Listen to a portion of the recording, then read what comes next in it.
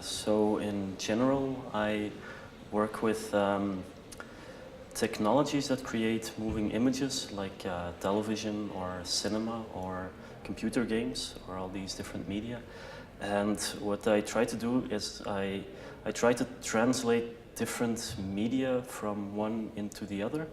So sometimes I translate an artifact from television into a sculpture like the piece now, or I try to force a computer game into a photographic realm.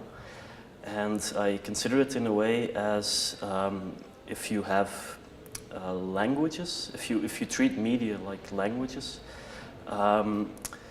if in two different languages you try to translate a certain thing from one into the other, sometimes you find words that you can't really translate, that in the other language there's not a word with exactly the same meaning, and at this moment you actually discover something specific about your own language.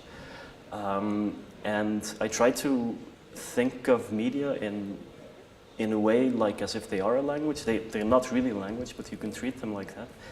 So I try to just force one into the other and see what's actually not translatable, so you can discover something about them that you might not have known before.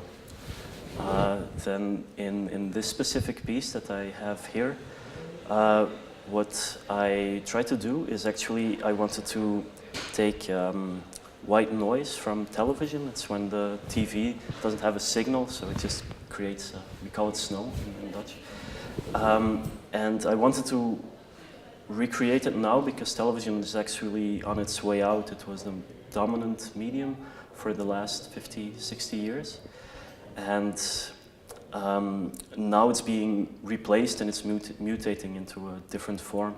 And I wanted to recreate it in like a symbolical last way, in a way that you actually want to keep looking at it. What I chose to do was to try and reconstruct it by only using light, by using natural light actually. So I took a material called polarization filter, which is actually a filter for light. And light actually moves as a wave. It's a particle, but it moves as a wave. And this wave can have a different orientation. It can also travel in this direction or all different orientations you can imagine.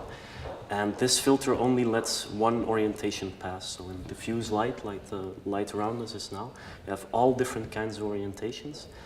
And if you have all these waves, these different waves, and they come to this filter, only one direction actually passes. It's a bit like a grid for light. And if you have, so it stays transparent because a part of the light still passes through. If you have a second filter of the same material and it's in the same orientation, the light actually passes through the first one. It can still pass through the second one. So everything remains transparent. If the second one is at 90 degrees, it becomes completely black because the light that survives from the first filter is blocked by the second one. So what I did is I created this big mosaic of all these little filters that were hand cut in different orientations, and I just messed them all up that you get a pattern, a very random pattern. And there's a disk in the space that's actually slowly rotating, about 1 revolution per second. So it takes the light of one of these filters, then the other one, then one gets black, then the other one. So you get the illusion of actually having this artifact of the technology of television just recreated by filtering light. So that's about it for that work.